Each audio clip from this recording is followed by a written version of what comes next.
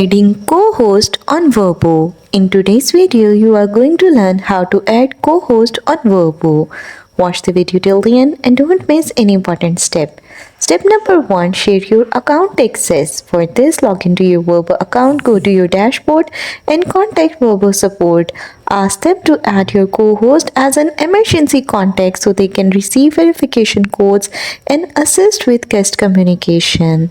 Now step number 2, give your co-host your login credentials, share your email and password so they can sign in and help manage messages, bookings, calendars and updates. Step number 3, use a property management tool. If you do not want to share your VRBO password, use a PMS like iGMS, Hospitable, Guesty or Searchable. These platforms let you add your co-host with their own login, set permissions, manage guest messages, update the calendar and pricing, handle automation and tasks. This is the safest and most organized way to work with a co-host on VRBO. And that's all. Thanks for watching. Don't forget to like and subscribe.